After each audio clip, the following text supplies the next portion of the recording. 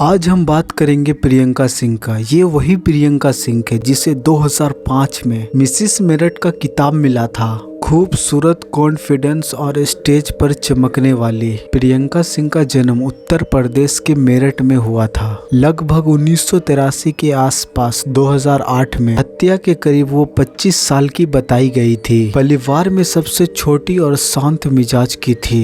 इनके घर में इसका एक बड़ा भाई और एक बहन भी थी। इनका पिता प्रेमवीर सिंह रिटायर्ड जूनियर था। माँ संतोष सिंह वो घर संभालती थी। प्रियंका बच्चे से ही बहुत ही संस्कारी और समझदार लड़की थी। देखने में भी बहुत ही खूबसूरत थी। ये जैसे ही अपना होश संभाली, इसका इंटरेस्ट फैशन डिजाइनिंग में होने लगा। ये ब्यूटी की तरफ बहुत ही अट्रैक्टिव थी, लेकिन इनके घर में हालात अच्छे नहीं थे। इनके परिवार में बहुत ही भावनात्मक रूप से इसे तंग किया जाता था। इनका पिता इनको नाजायज औलाद कह करके इनको ताना मारा करते थे। इनका भाई इनको मारता पीटता। इनकी जो संपत्ति थी इनमें इनको हिस्सा नहीं देने का बात हमेशा इनको कहा करते। यही सब के कारण इनके अंदर गुस्सा और दर्द भर दिए गए। इनकी माँ संतोष सिंह भी इन पे आरोप लगाया करती थी कि तुम्हारा चक्कर बाहर में किसी से नाजायज संबंध है। हालांकि प्रियंका सिंह और अंजुम कुमारी जब वो जेल में थी, पैरोल के लिए बाहर आती थी, तो मीडिया वाले सबको वो बयान दिया करती थी। मैंने ये बात अपने भाई से बोली तो वो बोलता है ऐसे तैसी मरा रही होगी लड़कों के साथ, घूमती फिर रही होगी लड़कों के साथ। प्रियंका अपने फादर के पास उससे इजाजत मांगता है, क्या हम दिल्ली जा सकते हैं। फैशन डिजाइनिंग सीखने की इच्छा जाहिर करती है उसके सामने। उसका पिता थोड़ा सा उसको मना करते हैं, लेकिन वो फिर सोचते हैं। वो पढ़े लिखे आगे बढ़े प्रियंका को सपोर्ट करता है। पहुंच करके किराए पे कमरा ले करके वो कोर्स करने लगी। को कोर्स करते हुए कुछ ही टाइम बीता था। इनका मुलाकात अंजुम कुमारी से हुआ। अंजुम वो अमरोहा के रहने वाली थी। दोनों की उम्र लगभग 23 या 25 साल का बीच में था। दोनों के अपने अपने परिवार में इनका रिश्ता अच्छे नहीं थे। इनका वो तो अपने घर में इतना कुछ सह रही थी, लेकिन अंजुम भी वो अपने घर से पूरी तरह से टूट चुकी थी। इसी वजह से दोनों एक साथ में रहते, कोर्स साथ में करते, खाना पीना साथ में करते। अच्छा टाइम बिताने की वजह से इन दोनों का दोस्ती और भी ज़्यादा गहराने लगा। इतना ज़्यादा गहरा हो गया, जीने मरने का कस्में तक खा लिया। रूममेट से ज़्यादा ये दोनों एक दूसरे का सहारा बन गई। इनकी दोस्ती लगभग पूरी तरह से प्यार में बदल चुकी थी। हालांकि ये दोनों अभी लड़की ही थी। इनके माँ बाप को इनके बारे में अभी पता नहीं चला था। अगर प्रियंका बीमार पड़ जाती तो अंजुम उसका इस तरह से ख्याल रखता जैसे एक प्रेमिका प्रेमी को रखता है। इतना ज्यादा मोहब्बत एक दूसरे में हो गया था जो वहाँ पे का लोग दोनों को जब भी देखता वो यही समझता कि इन दोनों का कोई बहुत ही गहरा चक्कर चल रहा है। ये बॉयफ्रेंड या फिर लवर है दोनों। जब भी प्रियंका को घर जाना होता, छुट्टी मिलता उनको महीने भर का या फिर हफ्ते का, वो जाता अंजुम को साथ लेकर के जाता। एक बार हुआ, दो बार हुआ, उनके घर वाले को भी कुछ डाउट सा होने लगा। संतोष सिंह को जब खबर लगता है तो उसकी माँ बहुत ही ज्यादा गुस्से में होती है। वो समझाती है अपनी बेटी को, जब भी तुम्हें छुट्टी मिलता है तो तुम्हारे साथ ये लड़की हमारे घर क्यों आ जाते हैं? क्या उनके माँ बाप बोलते नहीं है इनको? जब भी ऐसा इसकी माँ बोलते, प्रियंका हमेशा इनको झूठा कहानी बना करके सुना देते। अंजुम का जो माँ बाप है ये इनको पसंद नहीं करता है, इनका शादी जबरदस्ती कराना चाहता है। इसी वजह से ये अपने घर पे ना रह करके ये हमारे साथ आ जाती है रहने के लिए। का डैड प्रेम भी रोज समझाते हैं, ये तो अच्छी बात है ना, हर लड़की का एक दिन कहीं न कहीं शादी होता ही है। तुम्हें देखो, तुम्हारा भी रिश्ता मैं देख रहा हूँ, अच्छे जगह देख करके तुम्हारा भी शादी करवा दूंगा जल्दी। सुन करके ये बहुत ही ज़्यादा डर जाती है। ये सोचती है अगर इनका शादी हो गया और ये जो प्यार करती है अंजुम से, उसका क्या होगा। इसी वजह से ये बात को दिमाग में बैठा लेती है और सोचने लगती है कि आखिर इसको करना क्या है। अंजुम को पास जाती है, पूछती है कि तुम्हें हमेशा हमारे पास रहना है या नहीं है। अंजुम भी कहती है कि हाँ, क्यों नहीं, हमें तुम्हारे साथ ही रहना है पूरा जीवन भर। प्रियंका बताती है कि तुम्हें एक काम करना होगा। मेरा भाई है एक छोटा, मेरे से 5 साल छोटा है, उसका नाम है अजय। उससे तुम्हें प्यार का नाटक करना होगा।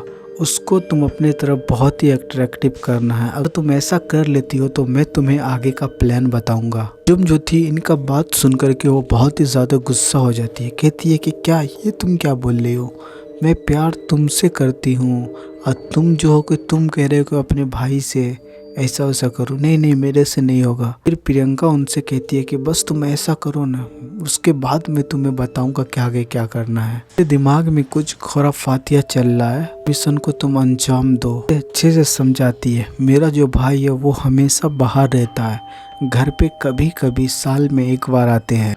तुम शादी करके सीधा मेरे घर आ जाओगी और मेरा भाई तो हमेशा बाहर में रहता है और हम दोनों हमेशा साथ में रह लेंगे। ऐसे में किसी को भी हम दोनों के बारे में शक भी नहीं होगा। प्लान के मुताबिक अजय और अंजुम दोनों मिलकर के कोर्ट मैरिज शादी कर लेते हैं।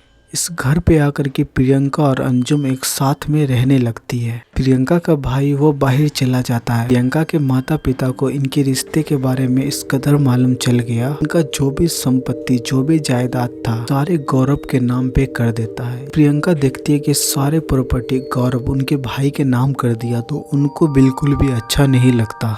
इसी चीज को लेकर के प्रियंका और उनके माता पिता के बीच हमेशा लड़ाइयाँ होता। प्रियंका लड़ाई करता तो उनके साथ में अंजुम भी हमेशा खड़ा होता। ये सब लड़ाई झगड़ा जो भी कुछ हो रहे थे गौरव को कुछ नहीं पता चलता। तो दूसरे देश में हमेशा काम के सिलसिले में रहा करता था। प्रियंका का कहना था कि प्रॉपर्टी में हिस्सा उसका भी है, उसे भी देना चाहिए। दोनों के बीच रोज झगड़ा लड़ाई होने लगा। इसी वजह से लेकर के प्रियंका और अंजुम फिर से वो दिल्ली में आकर के रहने लगी। प्रियंका और अंजुम को साथ में रहने से कोई दिक्कत तो नहीं था, प्यार से पेट थोड़ी न भरता है। धीरे धीरे इनका पैसा भी खत्म होते जा रहा था, जो इनको मिलना चाहिए था वो इनको नहीं मिला। प्रियंका हमेशा से समझती थी कि इनके माँ बाप इनके साथ बहुत ही गलत किए हैं, जो भी प्रॉपर्टी था इनको नहीं मिला। सीधा अपने माँ को फ़ोन लगाती है। जब उनका माँ फ़ोन उठाती है, प्रियंका जब प्रॉपर्टी के बारे में बात करती है तो उनका माँ सीधा गाली गलौज से बात करने लगती है। प्रियंका के साथ जो भी कुछ हो रहा था वो समझ रही थी, लेकिन ब्रेन वॉश जो था वो अंजुम भी कर रही थी। शुरू से लेकर के एंड तक वो उसको सिखाती। जाहिर सी बात है ये दोनों आपस में जब भी रहती तो बहुत ही ज़्यादा बातें किया करती थी। उनको भड़काने की वजह से प्रियंका बहुत ही ज़्यादा फ्रस्ट्रेशन में रहने लगी। जैसा जिंदगी डिजर्व करती थी उस तरह का जिंदगी ये नहीं जी पा रही थी। इसी वजह से ये दोनों प्लान के तौर पे प्रियंका सोचती है क्यों ना ये अपने घर जाया जाए, अपने माँ बाप से अच्छे से बात किया जाए।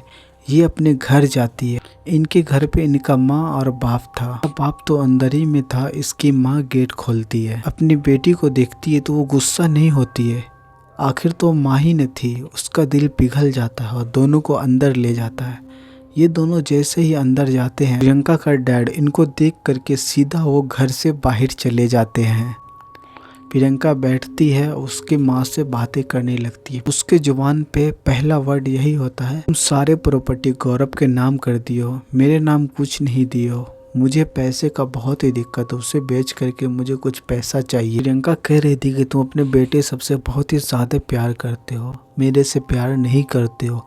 ये बात ये बहुत ही ज़्यादा दोहरा रही थी, लेकिन उसकी माँ उसे समझा रही थी कि बेटा ऐसी बात नहीं है, तुमने जो गलती किया है उसकी सज़ा हम लोग भुगत रहे हैं। समाज में खड़ा होने तक की भी इज्जत नहीं बचे हैं। प्रियंका वो सुनने का कुछ नाम ही नहीं ले रही थी। उसकी जुबान पे सिर्फ एक ही वर्ड था। प्रियंका की माँ संतोष सिंह प्रियंका से कहती, जब से तुम्हारी ज़िंदगी में ये लड़की अंजुम आई है तुम्हारा ज़िंदगी पूरी तरह से ख़राब हो गया है। तुम अपने आप को देखो, प्रॉपर्टी की बात कर रही हो।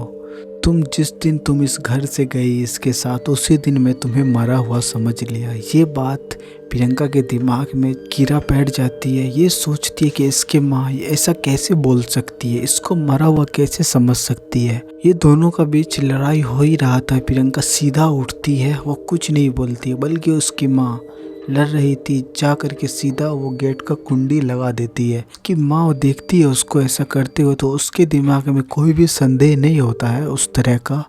प्रियंका सीधा अपनी माँ के पास आती है और धक्के दे करके बेंच पे गिरा देती है।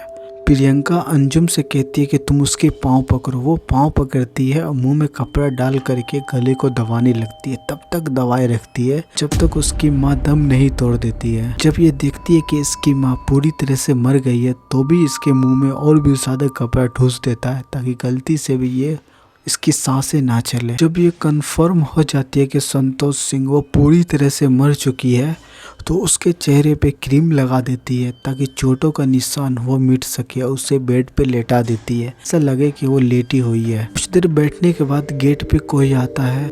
ये समझ जाता है कि प्रेमवीर इनका डैड आया हुआ, इसी वजह से ये गेट को नहीं खोलती है। गेट पे प्रेमवीर होता है, वो गेट खुलवाने की कोशिश करता है। प्रियंका अंजुम को कहता है गेट खोलने के लिए। अंजुम जा करके गेट खोलती है। उसका पिता जैसे ही घर के अंदर दाखिल होता है, प्रियंका अंजुम को इशारा करता है और अंजुम उसको पकड़ लेता है। प्रियंका सीधा किचन में जाती है और नाइफ लेकर के आती है और अपने पिता को इतनी बार वार करती है जो वो सीधा नीचे गिर जाता है। इस तरह से उसका जान निकल जाता है। जब इसको ऐसा एहसास हो जाता है कि दोनों का काम तमाम हो गया है तो ये दोनों बहुत ही खुश हो जाता है। इनके अंदर जो भी गुस्सा था अपने माता पिता को लेकर के सारा भड़ास निकाल लिया। जो भी क्राइम किया था अभी इसको लूट का शकल दिखाना चाह रहा था, इसी वजह से तिजोरी में जाती है। 50,000 रुपए कैश था वो लेती है। इनके माँ के बदन पे जो भी जेवर उबर था वो लेता है। बॉडी को वहीं पे छोड़ करके जा करके दोनों एक साथ एक कमरे में सो जाता है। आधे रात होने का इंतजार करता है। आधी रात हो जाता है तो ये बाहर निकलता है। बाहर में ताले मार करके ये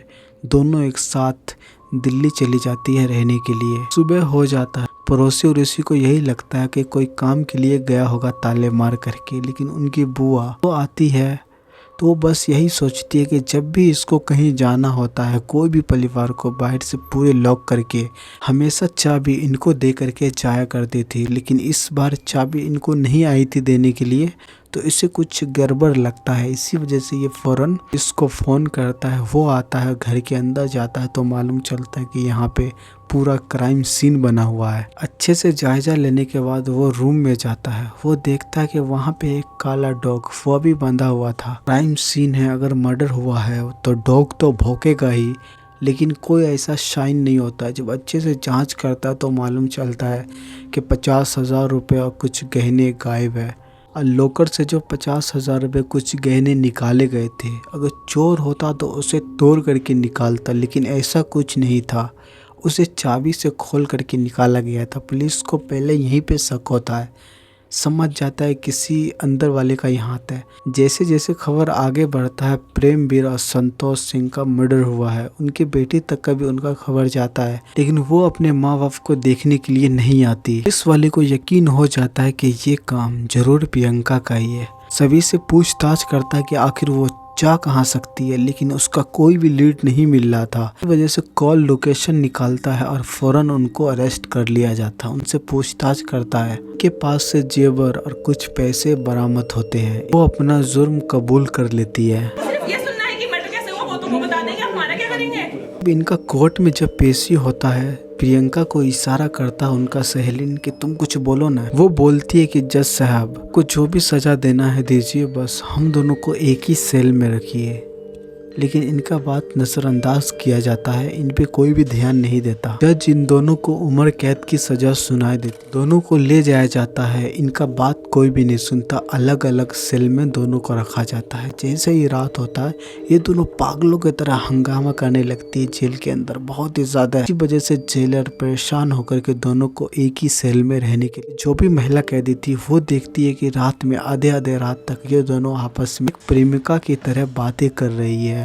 पेरोल पे ये बाहर आई थी। जब मीडिया वाला सब इनसे पूछा जा रहा था तो ये भी बोलती है, जितेंद्र सिंह ने और डीपी सिंह ने बदतमीजी की थी मेरे साथ, इसकी वजह से मैं बेड पर रही हूँ। वहाँ पे बेड हिलता था तो दर्द होता था बहुत ज्यादा। और उनका कजन दोनों मिल करके इनके साथ बलात्कार किए हैं। अभी इन पे आरोप लगाया गया वो सब बेबुनियाद है।